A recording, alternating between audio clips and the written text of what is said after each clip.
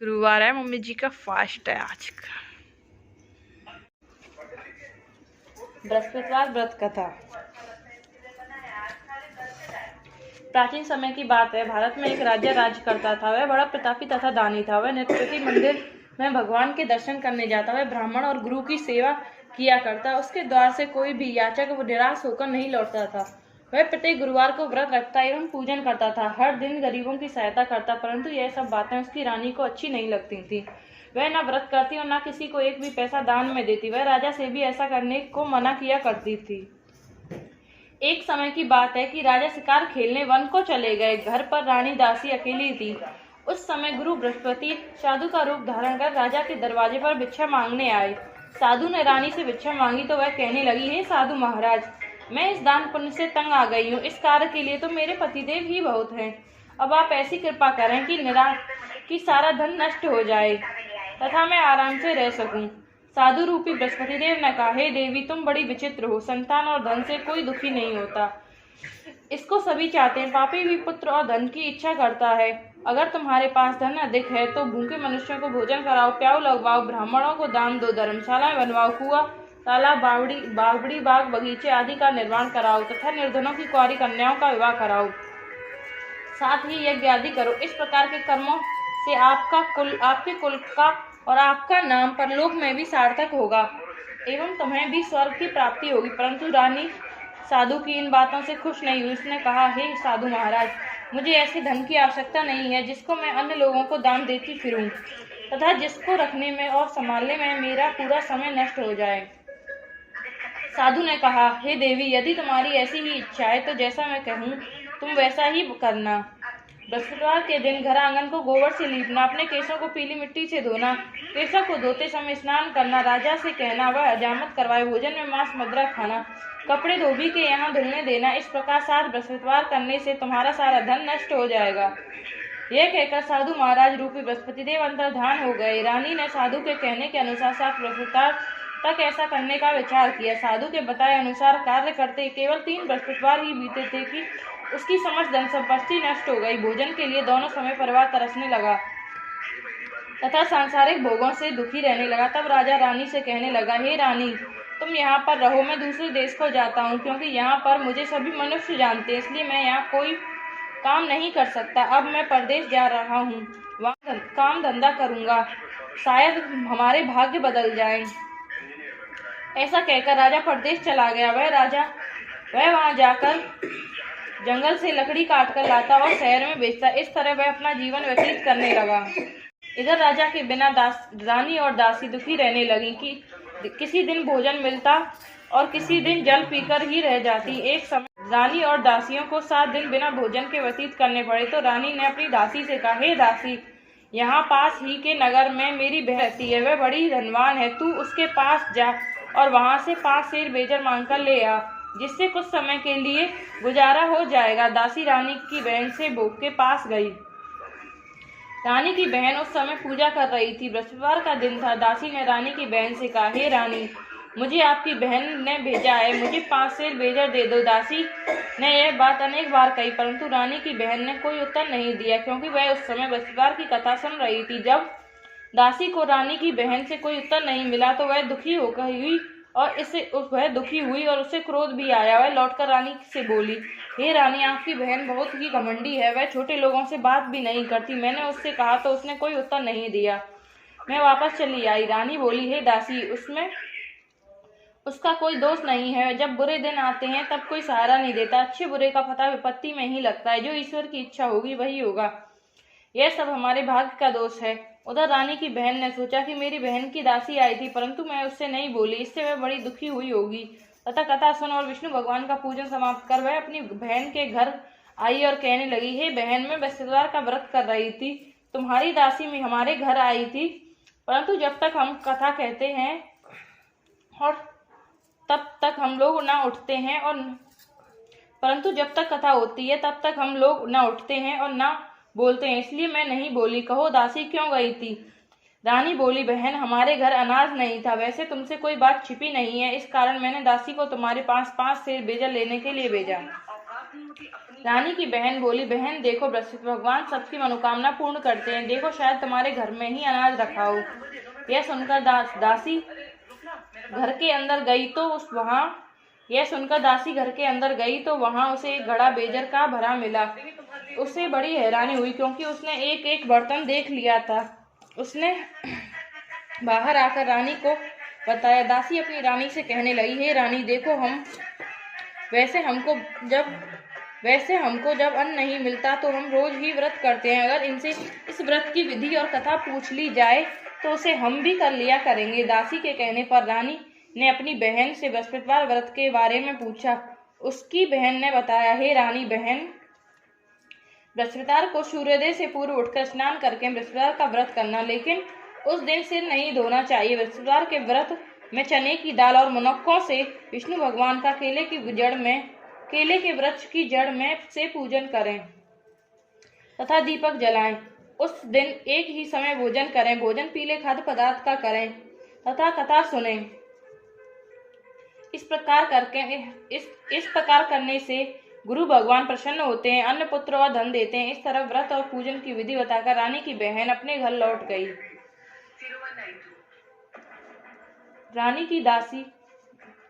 रानी और दासी दोनों ने निश्चय किया कि वे बृहस्पति भगवान का पूजन जरूर करेंगी।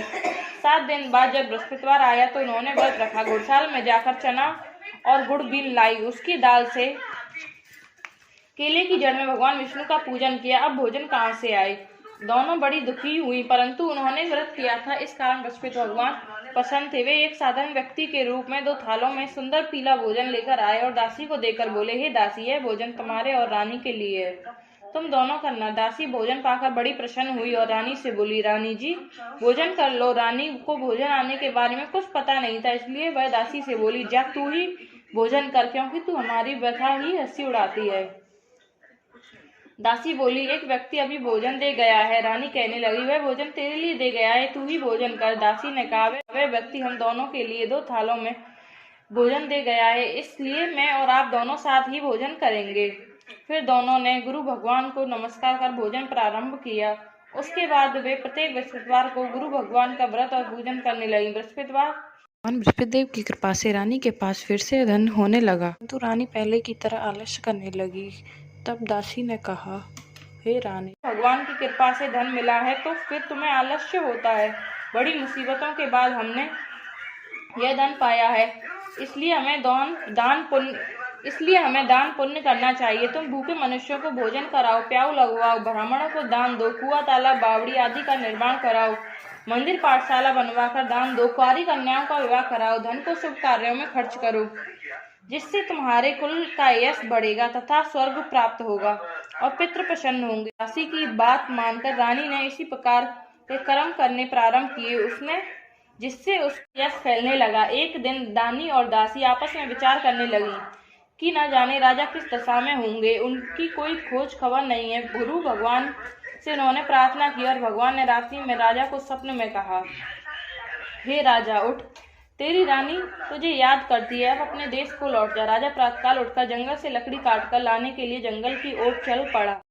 जंगल से गुजरते हुए वह सोचने लगा, रानी की गलती से कितने दुख भोगने पड़े। राजपाट छोड़कर उसे जंगल में आकर रहना पड़ा। जंगल से लकड़ियां काटकर उन्हें बेचकर गुजारा करना पड़ा। उसी समय उस जंगल में बृहस्पति देव एक साधु का रूप धारण कर आए और राजा के पास आकर बोले, हे लकड़हारे, तुम इस सुनसान जंगल में किस चिंता में बैठे हो, मुझे बतलाओ। यह सुन राजा के नेत्रों में जल भर आया और वह साधु की वंदना कर बोला, हे प्रभु, आप सब कुछ जानने वाले हैं।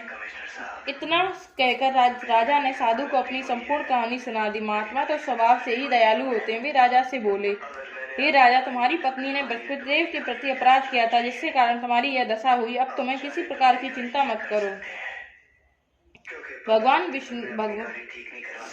अब तुम किसी प्रकार की चिंता मत करो, भगवान तुम्हें पहले से अधिक धन देंगे। देखो, तुम्हारी पत्नी ने बृहस्पतिवार का व्रत करना प्रारंभ कर दिया। अब तुम भी बृहस्पतिवार का व्रत करके चने की दाल व गुड़ और जल को लोटे में भरकर केले के पत्ते से भगवान विष्णु का पूजन करो। फिर कथा कहो या सुनो।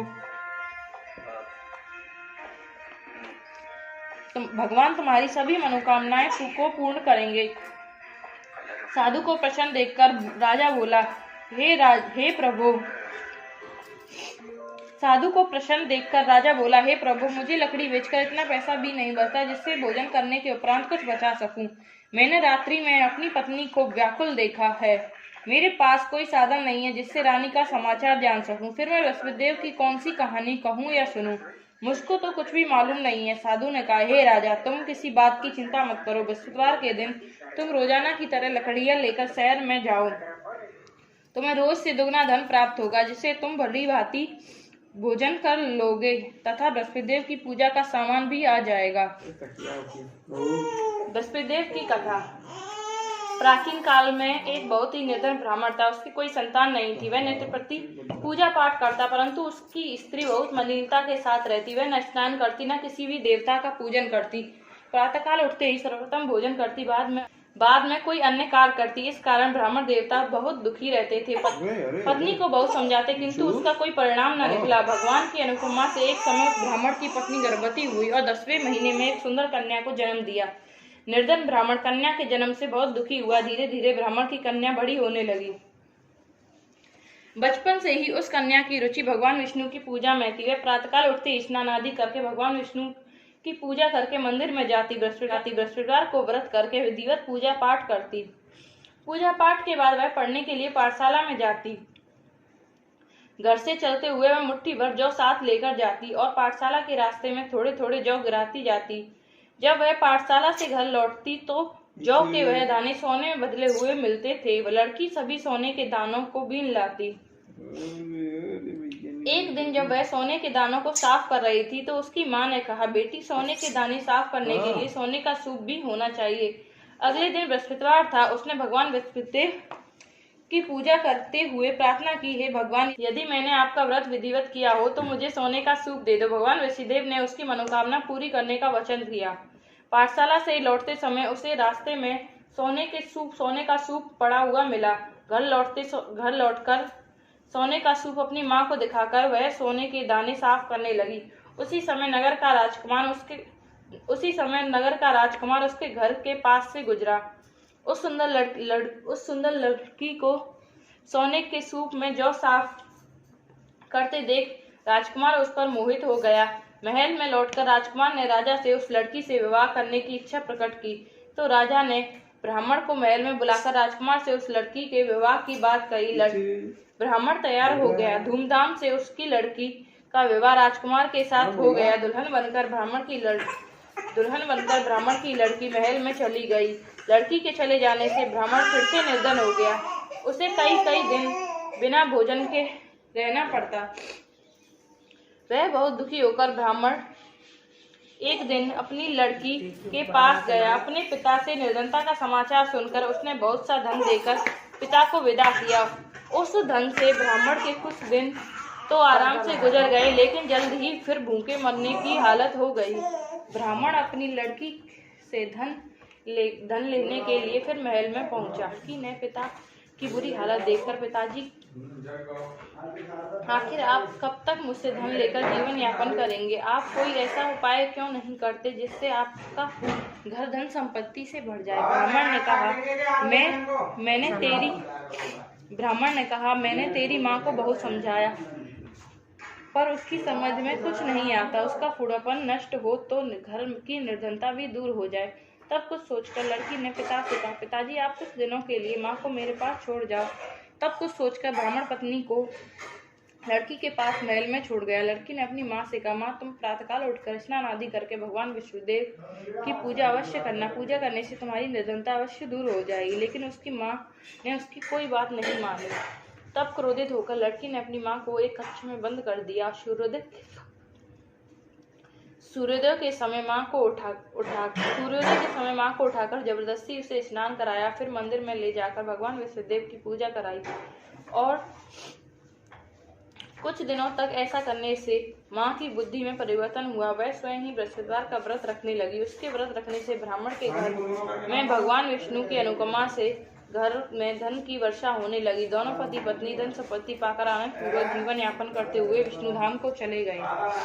लकड़हारा बने राजा ने उस साधु से भगवान विष्णुदेव की यह कथा सुनकर बृहस्पतिवार का व्रत करके भगवान विष्णु की पूजा की। उस दिन से उसके सभी कलेश दूर हो गए। लेकिन अगले बृहस्पतिवार को कामकाज में अधिक व्यस्त होने के कारण उसने भगवान वसुदेव जी का व्रत नहीं किया। भगवान वसुदेव लकड़हारा से क्रोधित हो गए और उसे भूल की सजा दी। उस दिन नगर के राजा ने नगर में घोषणा करके सबको सूचित किया, प्रत्येक नागरिक मेरे महल में भोजन करने आए, जो नहीं आएगा उसे अपराधी मानकर भारी दंड दिया जाएगा। लकड़हारा बने राजा ने उस नगर के राजा की घोषणा तो सुनी, लेकिन जंगल से लकड़ी काटकर लाने और उन्हें बेचने में देर हो जाने के कारण वह समय पर महल में भोजन करने नहीं जा सका। अतः राजा के सैनिक लकड़हारे को पकड़कर महल में ले गए। राजा ने उसे महल के एक कक्ष में बैठाकर भोजन कराया। उस कक्ष में एक खूंटी पर रानी का सोने का हार लटका हुआ था। लकड़हारा अकेला उस कक्ष में भोजन कर रहा था। तभी उसने एक आश्चर्यजनक घटना घटित देखी। देखते ही देखते वह खूंटी हार को निगल गई। थोड़ी देर के बाद जब राजा ने हार को गायब देखा तो लकड़हारे को कारावास में डलवा दिया। लकड़हारा मन ही मन अपने भाग को कोसने लगा। तभी उसे जंगल में मिले साधु का स्मरण हो आया। थोड़ी देर में भगवान वसुदेव सन्यासी के रूप में उसके सामने प्रकट हुए और कहा, हे लकड़हारे, तुमने भगवान वसुदेव की पूजा नहीं की, इसी कारण तुम्हें कष्ट हुआ है। लेकिन अब चिंता मत करो, बृहस्पतिवार के दिन कारागार के दरवाजे पर तुम्हें कुछ पैसे पड़े मिलेंगे। उन पैसों से भगवान वसुदेव का व्रत करके उनकी पूजा करो तो तुम्हारी सब दुख नष्ट हो जाएंगे। बृहस्पतिवार के दिन दरवाजे पर पड़े पैसों से चने और गुड़ मांगकर लकड़हारे ने बृहस्पतिवार की व्रत कथा कही और सुनी तो भगवान वसुदेव ने प्रसन्न होकर उस नगर के राजा को स्वप्न में लकड़हारे को कारागार से मुक्त करने को कहा। सुबह राजा ने अपने कक्ष में आकर देखा तो खूंटी पर रानी का हार टंगा हुआ था। राजा ने लकड़हारे को मुक्त कर दिया और उसे धन संपत्ति और आभूषण देकर विदा किया। लकड़हारा बना राजा उस नगर से चलकर अपने नगर में पहुंचा तो उसने नगर में कुएं, धर्मशालाएं, बाग बगीचे देखकर बहुत प्रसन्न हुआ। राजा ने किसी से पूछा, यह कुएं, धर्मशालाएं किसने बनवाई? तब उसे बताया गया कि यह सब रानी और उसकी दासी ने बनवाए हैं। राजा महल में पहुंचा तो रानी ने उसका भव्य स्वागत किया। तब राजा ने निश्चय किया कि सप्ताह में एक बार तो सभी बृहस्पतिदेव का व्रत तथा पूजन करते हैं, परंतु मैं प्रतिदिन व्रत किया करूंगा तथा दिन में 3 बार कथा कहूंगा। अब राजा हर समय दुसाले में चने की दाल बांधे रहता तथा दिन में 3 बार वसुदेव की कथा कहता। कुछ दिनों के बाद राजा को अपनी बहन की याद आई। एक दिन घोड़े पर सवार होकर राजा अपनी बहन से मिलने चल दिया। अभी राजा नगर के बाहर पहुंचा ही था कि उसे कुछ लोगों को एक शव ले जाते हुए देखा। राजा को स्मरण हो आया कि आज उसने किसी को भी बृहस्पतिवार की व्रत कथा नहीं सुनाई। राजा ने उन लोगों को रोककर कहा, भाइयों, आप सबको ले जाने से पहले मुझसे बृहस्पतिवार की कथा सुन लें। लोगों ने राजा पर क्रोधित होते हुए कहा, तुम पागल तो नहीं हो? लेकिन कुछ बड़े बूढ़े लोगों ने कहा, अच्छा भाई, साथ में चलते चलते तुम अपनी कथा भी सुना लो। राजा ने चलते हुए आधी कथा ही सुनाई थी कि सब हिलने लगा। राजा की पूरी कथा सुनते ही सब उठकर बैठ गया। लोगों ने हैरानी से दांतों तले उंगली दबाई और अगले बृहस्पतिवार से भगवान वसुदेव का व्रत करने और कथा सुनने का निश्चय कर लिया। अब घोड़े पर सवार राजा चलते हुए किसान के पास पहुंचा। किसान ने अपने खेत में हल चला रहा था। राजा ने कहा, अरे भाई, मुझसे बृहस्पतिवार की कथा सुन लो। किसान झुंझलाकर बोला, अरे भाई, देख नहीं रहे, जितनी देर में तुम्हारी कथा सुनूंगा उतनी देर में तो पूरे खेत में हल चला लूंगा। राजा निराश होकर चलने लगा। तभी किसान के बैल लड़खड़ाकर जमीन पर गिरे। किसान के पेट में जोरों का दर्द होने लगा। उस किसान की पत्नी जब खाना लेकर आई तो उसने किसान से इस बारे में पूछा। किसान ने घुड़सवार की पूरी कहानी सुनाई। किसान की पत्नी दौड़ते हुए राजा के पास पहुंचकर हाथ जोड़कर बोली, भैया, मैं तुम्हारी कथा सुनने को तैयार हूँ। राजा ने उसके साथ खेत पर पहुंचकर बृहस्पतिवार की कथा सुनाई। तभी बैल उठकर खड़े हो गए। किसान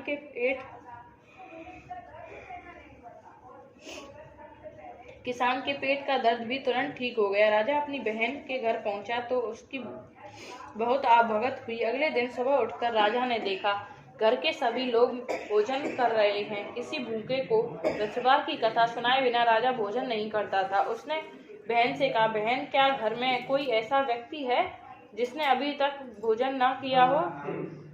उसकी बहन बोली, भैया हमारे घर तो क्या, आपको पूरे नगर में कोई ऐसा व्यक्ति नहीं मिलेगा जिसने सुबह सुबह भोजन नहीं किया हो। तब राजा ने बहन के घर से निकलकर उस नगर में बिना भोजन के किए हुए व्यक्ति की तलाश की कि एक गडरिये के घर में उसका बेटा बीमार होने के कारण भूखा रह गया। राजा ने उसको जाकर बृहस्पतिवार की कथा सुनाई। कथा सुनते ही गडरिये का बीमार बेटा बिल्कुल ठीक हो गया। सबने राजा की बहुत प्रशंसा की। एक दिन राजा ने अपनी बहन से कहा, बहन अब हम अपने घर जाना चाहते हैं, तुम भी हमारे साथ चलो, कुछ दिन वहां रहकर लौट आना। राजा की बहन ने अपनी सास से पूछा तो सास ने ताने देते हुए कहा, बहू मायके जाना है तो अकेली ही जाना, मेरे पोतों को नहीं ले जाना। तुम्हारे भाई के कोई संतान नहीं है, कहीं तुम्हारी भाभी मेरे पोतों पर कोई जादू टोना न कर दे। दूसरे कक्ष में बहन की सास की बात सुनकर राजा दुखी मन से अकेला ही अपने नगर को लौट गया। रानी ने राजा से कहा, आप तो अपनी बहन को साथ लाने की बात कहकर गए थे, फिर बहन को साथ क्यों नहीं लाए? तब राजा ने दुखी होते हुए कहा, रानी हम निसंतान हैं, इसलिए कोई हमारे घर आना पसंद नहीं करता। रानी ने राजा को समझाया, हे प्राणनाथ, हमें बृहस्पति देव ने सब कुछ दिया है, अब भगवान वसुदेव हमें संतान भी अवश्य देंगे। बृहस्पतिवार को विधिवत व्रत करते हुए राजा रानी ने भगवान वसुदेव से संतान के लिए प्रार्थना की। कुछ दिनों के बाद उन्होंने स्वप्न में दर्शन देते हुए कहा, हे राजन, तेरी मनोकामना अवश्य पूरी होगी। एक सप्ताह बाद ही रानी गर्भवती हो गई। 10वें महीने में रानी ने एक सुंदर पुत्र को जन्म दिया। राजा रानी जीवन बृहस्पतिवार का व्रत करते रहे। बृहस्पतिवार का व्रत करते रहे, उनके घर में धन की वर्षा होती रही। इस तरह आनंद पूर्वक जीवन यापन करते हुए राजा रानी भगवान वसुदेव की अनुपमा से मोक्ष को प्राप्त करके सीधे वैकुंठ धाम चले गए। बृहस्पतिवार को विधिवत व्रत करके जो स्त्री पुरुष भगवान विष्णु की पूजा करते हैं, भगवान उनकी सभी मनोकामनाएं पूर्ण करते हैं।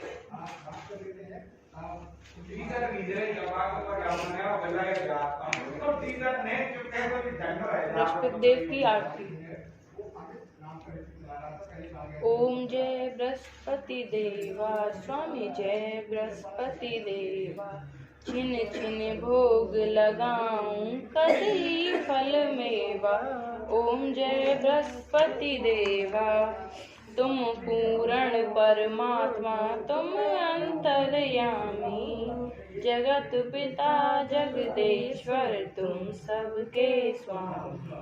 ओम जय बृहस्पति देवा, चरणामृत निज निर्मल, सब पातक हरता, सकल मनोरथ दायक, कृपा करो भरता। ओम जय बृहस्पति देवा, तन मन धन अर्पण कर, जो जन शरण पड़े, प्रभु प्रकट तब हो कर, आकर द्वार खड़े। ओम जय बृहस्पति देवा, दीन दयाल दयानिधि, भक्तन हितकारी, पाप दोष सब हरता, भव बंधन हारी। ओम जय बृहस्पति देवा, सकल मनोरथ दायक, सब संशय हारी, विषय विकार मिटाओ, संतन सुखकारी। ओम जय बृहस्पति देवा, स्वामी जय बृहस्पति देवा, जो कोई आरती तेरी प्रेम सहित गावे, ज्येष्ठानंद आनंद सब निश्चय पावे। ओम जय बृहस्पति देवा, स्वामी जय बृहस्पति देवा। बोलो बृहस्पति देव भगवान की जय।